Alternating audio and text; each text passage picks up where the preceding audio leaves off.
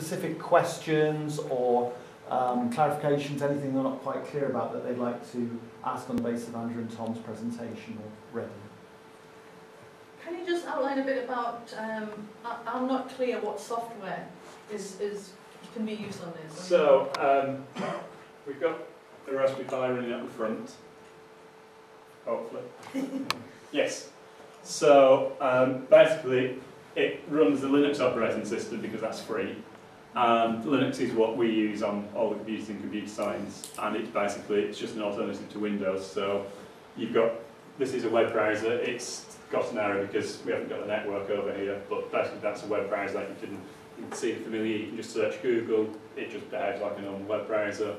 You can get something called OpenOffice, or it's a word processor. You can just type things. So all the Office applications, you can do graphical stuff. One of the things that we're using is there's a programming language built in. So if you just write that's basically saying for 10 things, then tell it to print hello, everyone from Raspberry Pi, press enter, and it does it. So this is the sort of language that we'll be getting people to learn to program with, and they can then use that. We've got various libraries that allow that to talk to Twitter. So we've got an example where there's an audio, you can plug a speaker into it, and so it will actually read out tweets. It's a silly example, but it shows how easy it is for school children to just mash these things up and produce something in a very short time. And then there's also Scratch, which I'll just fire up for you.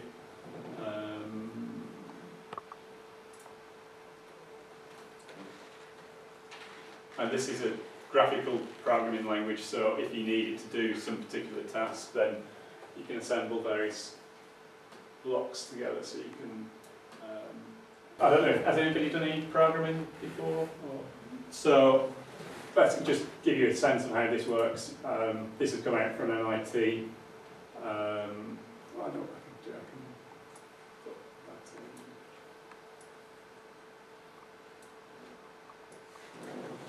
in.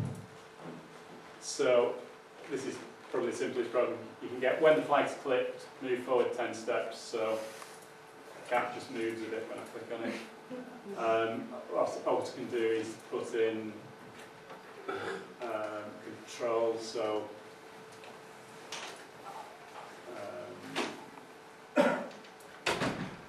you've got this idea of in programming you've got logical control structures. So this is saying if, and then I can put in a sense.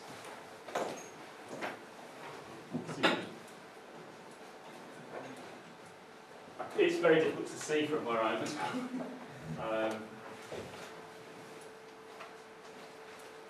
So we can put operations in if touching the mouse pointer, then move 10 steps. So if I run that now, if I put the mouse over the cat should move a bit.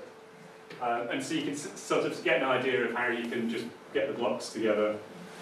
So this, then, we've got some other blocks which say turn on the switch on this board, and therefore if you've got something connected to this board, then through that interface you can control it. It was also take sensors, so you can build with that sort of control structure. You could say something like, if the temperature is this thing and the humidity is this thing, then turn the tap on and it will water plants, or that sort of thing. And it's quite easy to just build programs together, either in that or the other demo I gave you, which is a text thing, that's Python. So they're both sort of similar things. Yeah. So we've got 3 levels of programming. This is sort of entry level, teaches the logic, but sort of safe, and you can just drag and drop. And then once they've got used to the logic, which is the same across many programming languages, so for loops and if statements, then they can move on to Python, which is still quite a friendly language, but have got the GUI taking up all the CPU. And then after that, they've got C, which is a very low level and efficient language, and sort of the market standard, really. But just to be clear, it's not the software that's the unique selling point here, because this software can run on any platform, any PC that's around. So I'm trying to think about what's the unique selling point around which we are might be thinking about applications, it's low cost. Of course, the obvious one is it's ultra low cost. It's becoming close to essentially almost a disposable device. It's low power usage. Yes. So presumably there will be issues there around helping applications, IT applications that are off the electricity grid, as much of rural developing countries are. And you were saying you think as well it's kind of relatively low maintenance in terms of by comparison to a standard PC, and there might be issues around perhaps greater robustness and so on. So it cost, power, maintenance, robustness. It sounds like are the key new novelties about this that we would be thinking about. How do those then map onto the particular issues and problems that we have? Yes, I said there's one more thing as well, and that's the connectivity on it. So the fact you can easily connect it to a water sensor, or you can easily connect it to a controller, and so therefore it becomes an embedded control machine. Just to say more about the cost. So selling price is $25. In the volumes that it's shipped, then it will drop down to just a few dollars, so it becomes more affordable. Power, this takes about 2 watts. A desktop PC takes 200 watts. So about a factor of 100 power reduction. Like I was saying, yes, there's you can easily, with no special tools or other interfaces, connect sensors and things that will actuate us, which will respond to that. And one of the key issues in development informatics is that the original model we started with about 10 years ago was the internet-connected PC, the telecentre model from Northern Europe. Yeah. The problem with that, high cost, high maintenance, and didn't really fit in with the realities of developing countries. But the mobile is now pretty well close to ubiquitous. And that leads to a number of kind of application pathways that one's going down, and because the mobile is king, and to some extent, therefore, PCs have been sidelined. Yeah. Now, this is coming out probably cheaper than a mobile, or at about the same cost as a mobile, at least. Would probably get it cheaper than a mobile. Yeah, in which case, that's perhaps also what we might be thinking about in terms of paradigm changing for this in a developing country context, that it's maybe shifting you back again to the idea of a PC-based set of application pathways, rather than this notion that end development is the dominant model in development. Yeah. So that's another thing that we can, if you like, building into what we're thinking about. Are there other questions and clarifications people would like to find out more about the device? Could I ask how much is a PiFace? How much? Because that's an addition. The PiFace, in terms of the developing market, would be approximately 1% of the rest of the unit. Okay. So it's almost disposable, not noticed. And can it be scaled in terms of production? So yeah, this is so in terms of this, we've got to get the official legal thing. We've got a large distributor interested. I think that's what we're allowed to say. But yeah, it's likely that this will go around the world as it is. So we can make them. That's how we get the cost down as well. Can you just ask one point of clarification?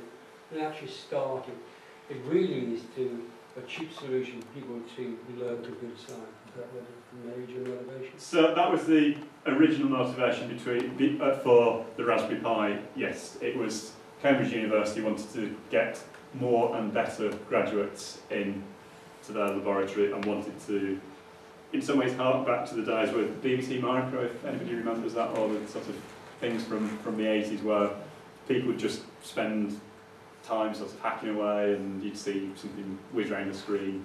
So that was the original motivation, and then, like I say, it's suddenly taken off. They were expecting to shift 10,000 units, and by Christmas they're expecting to have shifted 1 million. And contrasting and compared to VC Micro, I mean, will this make any significant change in I think it applications, or how innovative we are on what we do in terms of information technology? I think it already has, in terms of, it's about people feeling empowered just to play and sort of learn through play. And So we've got evidence about that. sorry? We've got some evidence on that. If people play better, they actually make more innovative. There's a huge online products. community based on the Raspberry Pi, but also it's sort of changing the market, or creating a new market for a semi-disposable computer device. So there's a number of other boards that are sort of popping up. Raspberry Pi is still the market leader, and I think because it's got such a big community, it's going to be the important one. But it's about changing the way people are using computers. So it's definitely doing that. I mean, I belong to a computer science professors group, and the excitement in bringing computer science back into schools, I can understand the motivation, but I just wonder that by bringing that in, are we going to be even better by produce much more innovative products? And I'm not sure this is sufficient, that's all I'm trying to make. So, I mean, the way so just stepping back to the way Manchester got involved, we wanted to obviously get more computer science graduates as well. Yeah. We didn't see it that we'd convert people to be computer scientists. What we saw it was, it's about giving people an opportunity to try these things and then discover that they've got a natural way of thinking and that activities are there, and in some ways they might have gone to do chemistry, and then had they not had a chance to discover, actually I can program, I get this, they go into computer science. So obviously it only came out in February, and it was only actually available in any large numbers in June. So we're not going to know for a few years whether or not it's actually impacted in terms of undergraduate admissions, but it has changed the market. There are a large number of boards coming out. There's also a lot more interest in programming, and some of the conversations which we're having we would never have had if it wasn't for the Raspberry Pi. So therefore it's making an impact, and you're not going to measure an exact outcome for a few years, but there's just the fact you're having discussions with people, then you can say, well, it's changing, it's creating potential, and that wouldn't exist without a Raspberry Pi. Yeah, a slight concern with the history all the way back to the BBC boycott. We haven't gone even further than we should have gone. I'm just saying it's a much more wider sense. And I'm doing some research into Roche at the moment, and looking at how IT managers are going to change their perception. But one thing which is coming out is some of the American IT managers in some ways have a much more innovative view of using technology. And I just wonder if we just go back by using this. Computer science is not the solution. It's part of the solution. It's a much more broad picture. That's not a comment. Sorry, I'm not sure. So you're suggesting that what would be different? I'm just saying we need a much more wider sense by using the technology, but be innovative, more business sense, what can we do as well. I just think the question is, when the BBC Micro came in, it was a lot of excitement, but a lot of things didn't grow. I understand that some of the computer science scientists get concerned that in some ways went more in terms of tools and so on. And I appreciate that view, but I think if we're going to use more in terms of comfortable by using and adaptable in this technology, but also to use in a much more in terms of business sense, what can we do as well? Yeah. And it's the worry that which I have. Because, are we going to repeat the same history we had before? That's what I'm trying to do. I think in some ways the evidence of the BBC Micro as well is that gave people the initial first steps, and that gave them the skills. So the people that have got the skills that are needed in terms of delivering some of these projects can trace it back to the BBC Micro, and then there has been a drop in people with those skills. And therefore, yes, I think what you're raising is an important issue, and it's about getting the technology for applications and real world stuff. It's not just raw skills.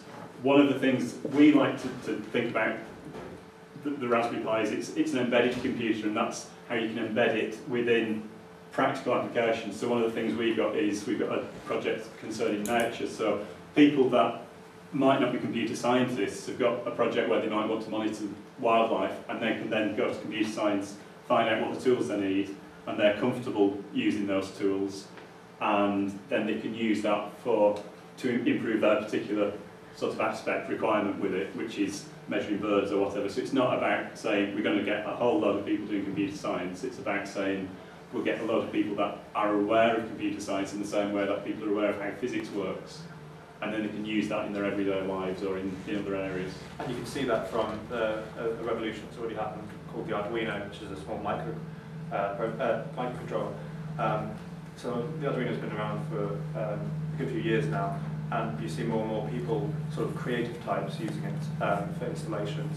And there's a whole host of communities based on the Arduino that aren't computer scientists, that aren't sort of computer orientated, but they, because of what they want to create and their art, they're becoming sort of literal in these sorts of computers. Well, I appreciate your view, and I think you're right, but the excitement of getting computer science back into schools, you know, it's a much more wider problem we can, that's what I'm trying to make. No, sure. I think Elise, it's- did you I've got a question about the physical element of it, because if you're going to be making applications and sticking it out in the desert, in the sand, and in the water, or where people are drinking, how tough is it? So this is, as a bare board, it's fairly tough, but there's a case for it as well. That's coming out shortly. And due to the nature of the project, loads of people developing cases as well, so you're getting the whole range of sort of use and functionality from those different cases. But yeah, so there's an injection molded case which will go around it. Can you tell us something about the processor on the board? Um, Compared with other Yeah, so the commercially available products? processor on the board is fairly, it's not cutting edge, because that way you can keep the cost and the power consumption down. In terms of graphics performance, it's somewhere between a PlayStation 2 and a PlayStation 3. In terms of applications, it's not in the same league as a desktop PC, but most of the processing power in your desktop PC you don't use. So if you want to try and run AutoCAD or some sort of really sophisticated package, it's not the platform to do it. But it is a good desktop for just standard day-to-day browsing the web, or, well, it's probably a similar processing power to a mobile phone, really. And it uses a similar chip, so it's got an ARM processor, which is most smartphones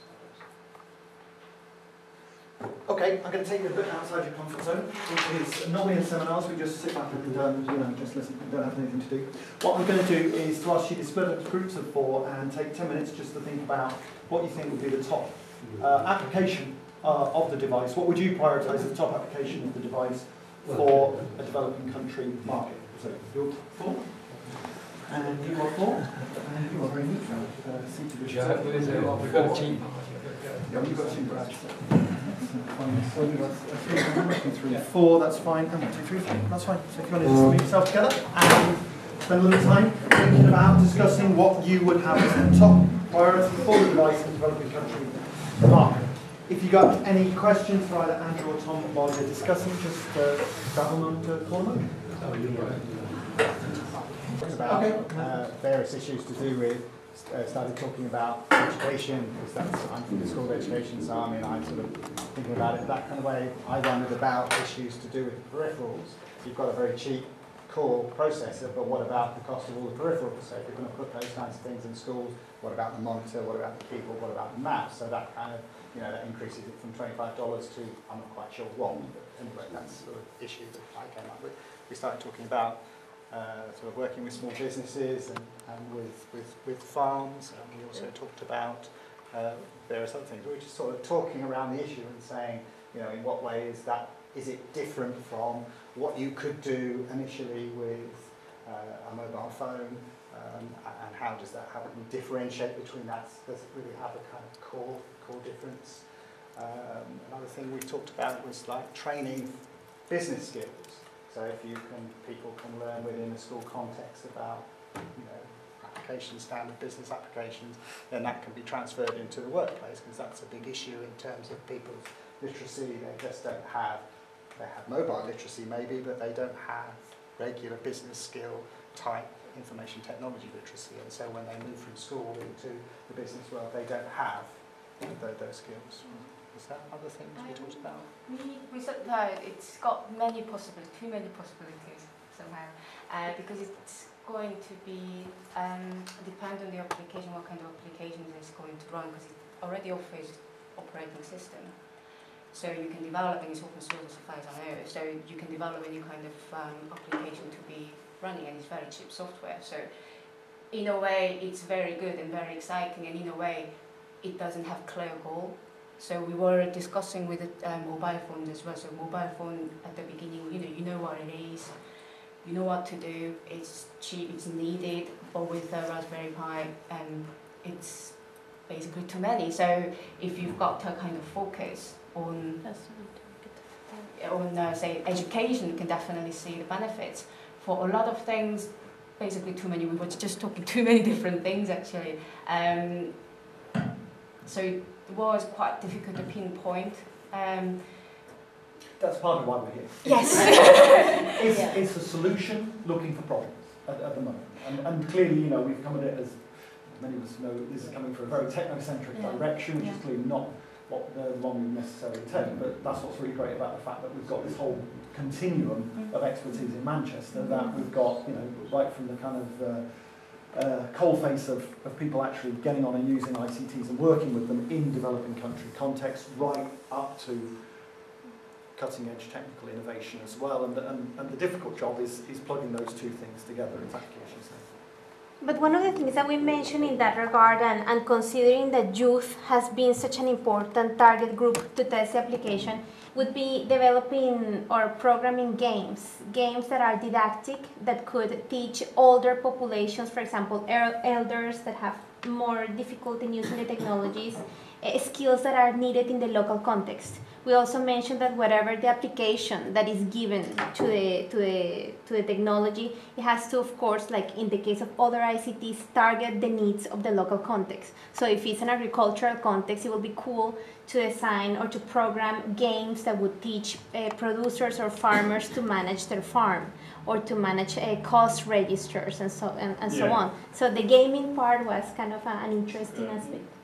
Didn't Facebook already do that with farm, but Can I just come back to this differentiation between a phone? In some ways it's very similar to phones. The difference is, and in some ways the breakthrough, to buy this chip, it's very difficult to buy this chip if you're not somebody like Apple or HTC or some of the people that make phones. And so the fact that this board has come out and they managed to persuade one of the vendors to supply this chip that it can be used on this platform, I think has opened things up, because other than that, it was locked into the people which were building phones, and the people that were building phones are probably interested more in revenue than most other things. So I think that might be something worth considering as well, the supply of the components that you need. That, even if we wanted to develop this at the start of the year, we wouldn't have been able to do it because nobody would have sold us the chip on it. And I think Raspberry Pi has changed that, so that chip is now available more so, and it's the same chip which is in mobile phones. That might then impact mobile phones, and it might be somebody builds more of a community-driven mobile phone as opposed to the big manufacturers which have definitely got the Western market in mind. And I think there might be more convergence between this and mobile technology. And I think what's interesting, it's kind of like it's filling a very interesting space between above a smartphone and below a tablet or a netbook. It's kind of like an ultra smartphone, or an ultra low cost netbook. And the other thing I was thinking about Chris's work as well, and sort of how is this going to pan out in the back streets of Nairobi. And you could readily see people kind of getting to grips, not with the real depth of the technology there, but certainly with the sort of some of the applications and being able to, almost solder some extra bits on and make it work with lots of different, with other kits.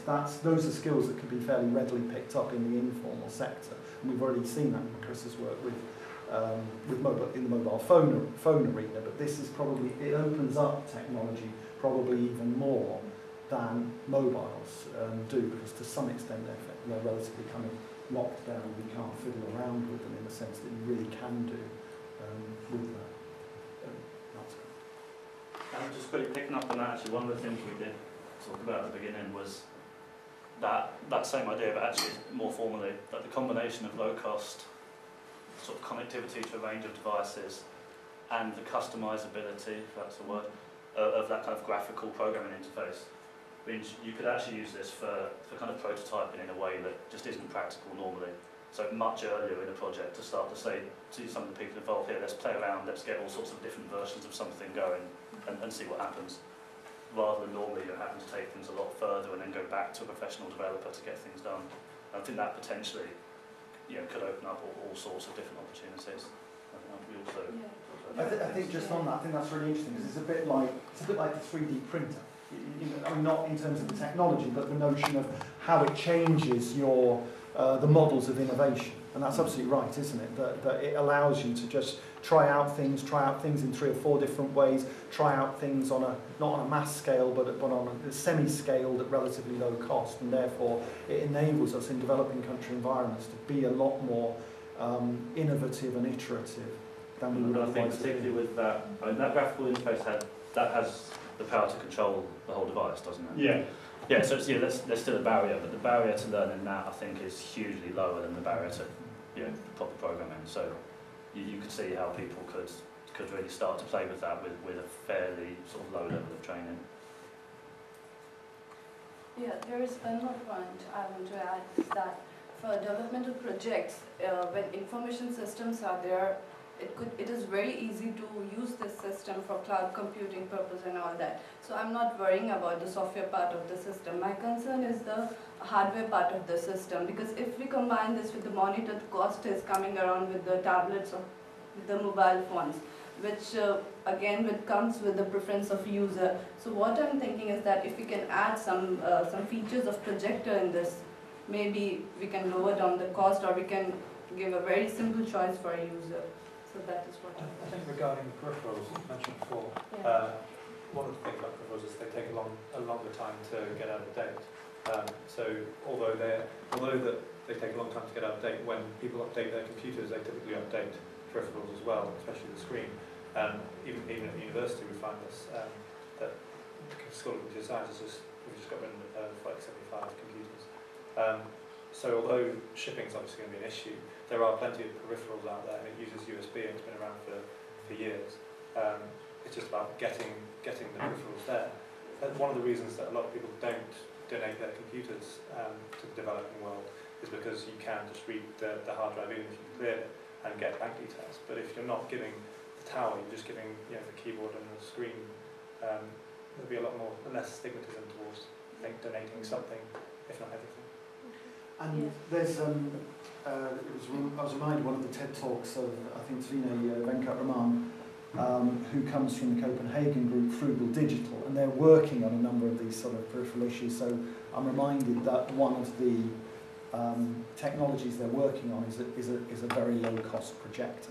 So one can see that it's not just in the core that we're seeing innovations, and PiFace is showing one extra step of innovation on top of that, and then you've probably got and can help trigger a series of other innovations around that as well, which will again help to reduce some of the costs. Because as Gary said, if you're spending overall kind of, I don't know, $400 on the total package, then the fact that the Raspberry Pi costs you $25 rather than $100 for the core processing isn't going to make a great deal of difference. So you are going to need to work on all of those surrounding issues and innovating around that. So I think just to add to that, I mean, keyboard and mouse, you'll get less than 50p for that. Screen, there's somebody working on a screen for this, and once that gets into volume, and that's a big thing which has brought the cost down for this and brings mobile phones down, that once you're in the volume of above 10,000 units, then you can probably get a screen out for about,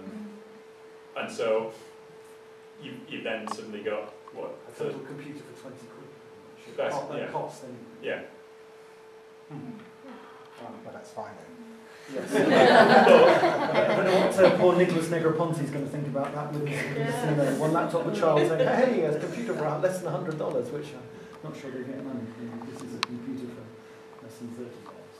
But I think part of it is its general purpose appeal and its volume, and also it's breaking the. So a mobile phone costs not a great deal to produce, but it's obviously commercial. Somebody's got a commercial interest in it.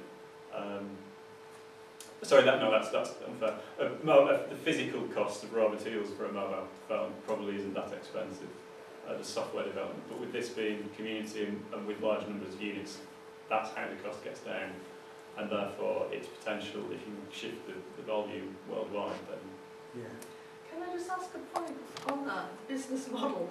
I mean, how certain are you that it will stay based on low cost? I mean, and that there won't be commercial interest takes over, or I mean, is ownership of this resting with the universities involved, or is it owned by a separate company, or? So the Raspberry Pi is a charitable foundation which owns that. A lot of it has just been developed in either people's sheds or people's own time, and as such, the Raspberry Pi Foundation, they budgeted on 10,000 and they've sold nearly 1 million. So they're going to plough that into developing a screen and a camera, and then hopefully they're going to get a camera down to a few pounds as well. And there has been people trying to copy it commercially, and that's where there's other. But in some ways that's a good thing as well, because it's opened up a new market which wouldn't have existed before. And it depends what you're trying to do. yeah. If you're trying to make money, then that's a problem. If you're trying to drive very low cost technologies globally and make a difference, it doesn't matter if people are copying what you're doing. And I suspect that they're the latter. This isn't a money-making venture. Yeah. And never was. So imitation is a finest form of flattery, and it's undoubtedly a good thing. I don't know if you, half a group of you were eviscerated by the loss of your members. One issue was about, we talked about the BBC Micro beforehand, and you talked about 1 million units being shipped, but you didn't say who they've been shipped to, but my perception is that maybe the volume, the use of this, initially this will come from educational markets. Is that the case? I think it's actually come from tinkerers in the shed, to be honest, or the fact that you can put this on the back of you 42-inch plasma, and you've got you can get internet on your TV. It's £30 to get internet on your TV, really, if you've got a bit of a techie bent. And I think that's probably why the initial interest has gone. So people that are interested in people that want to play. I think educational pick is up slightly less. We were at the Mega Fair at the weekend, and people were saying that they'd bought it for the children, and they'd saw it as, oh, we should buy a Raspberry Pi, give it to the children, and suddenly they'll become educated with it, which probably isn't going to work. So part of the work that we're doing is trying to get resources, and well, I've got examples of things that, and worksheets and support teachers, and also support out of classroom learning, so that people can get skills, and it can become more in the educational market, because other than that, I feel that education is going to look at it and say it's too complicated and it won't take off that way, which is what it was intended for. I think it's, because it's so cheap, it'll be hopefully next Christmas will be a stocking filler. I know I'd love to receive my man as a kid, or even now. So yeah, hopefully it's. But as you say, if it's just that in the stocking, it's going to.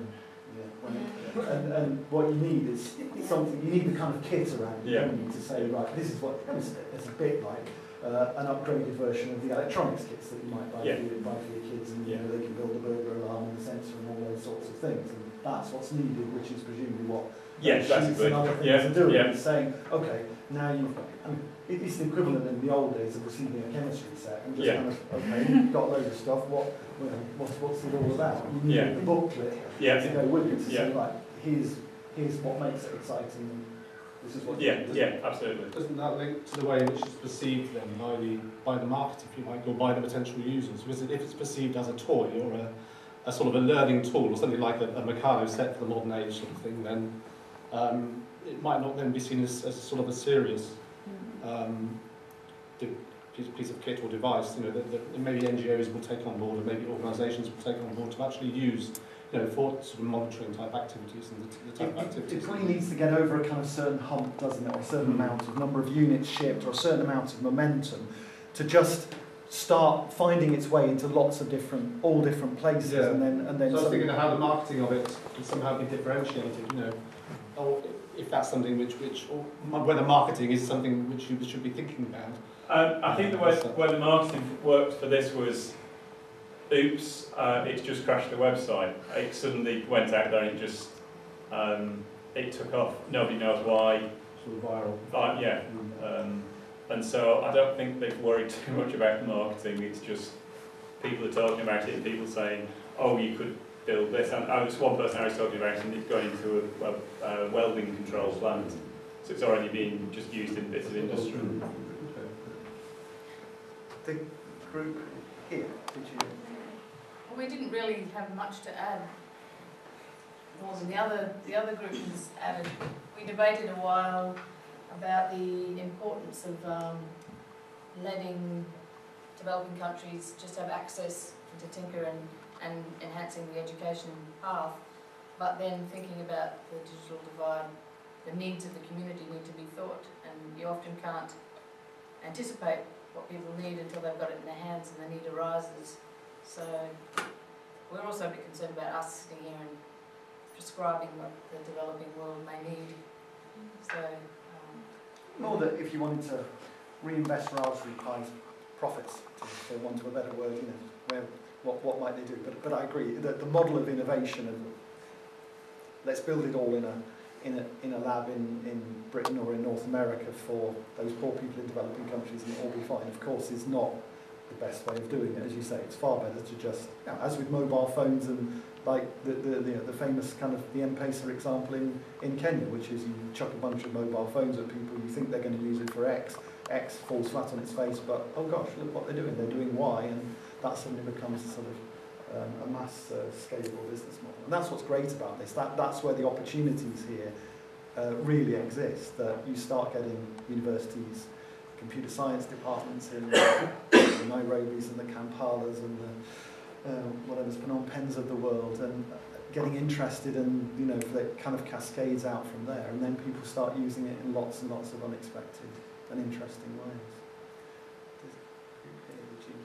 More of the same, really. But we also talked about how it's you can't necessarily just throw it at the communities and expect them to find a use. It still needs an intermediary kind of level to know what to use at. But we talked about potentially universities in developed countries where students can you know, get to grips with this and come up with applications for their own community, or even sort of local, like you said, really to drive innovation, but locally driven innovation, rather than us trying to think, oh, it'll be useful for farmers, you know, put it more out to those countries and let the local people decide what it would be useful for.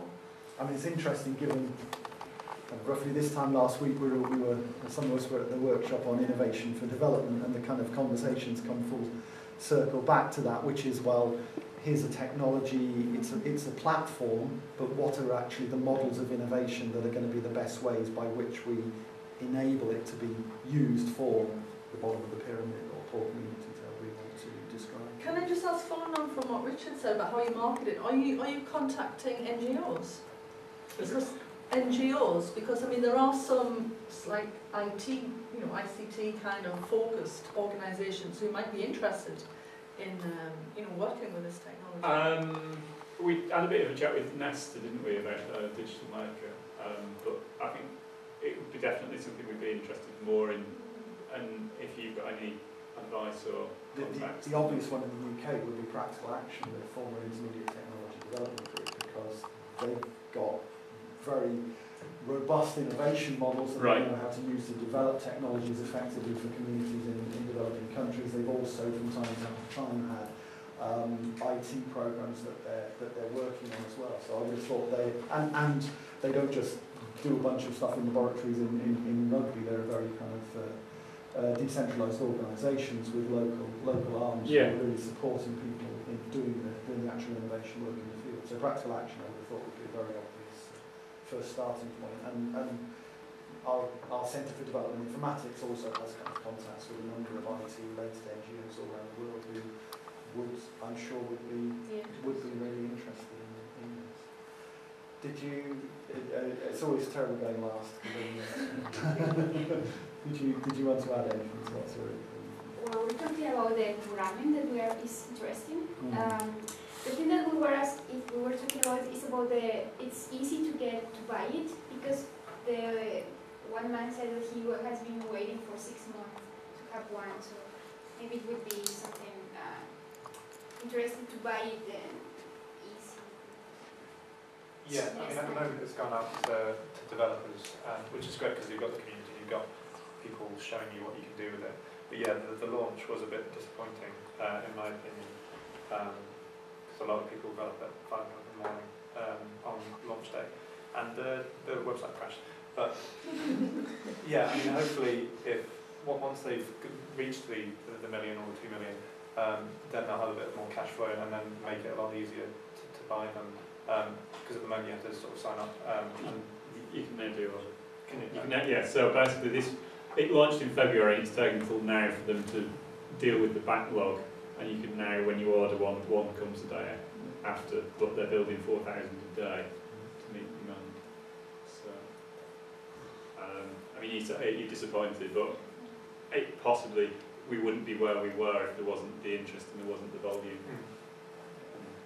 They have, as long as you've sort of got the right intentions and the right volume, I do think that it is a sort of open source, so I think you can contact them and get some of the plans, maybe not all of them, and then start developing and maybe making clone boards. So hopefully, as long as it's got the same functionality, you'll get a lot more people sort of jumping on I that. suppose that follows on from the innovation, so you can use it as a standard platform to innovate, and then if you need to specialise it, then you can get the details and you can drive it that way. Okay, I'm aware it's gone through. So I think it's although we're not supposed to be techno-centric, I do think it's a really exciting innovation. I think there's lots of possibilities around international development and innovation within and for developing countries. So thank you very much to Andrew and Sue.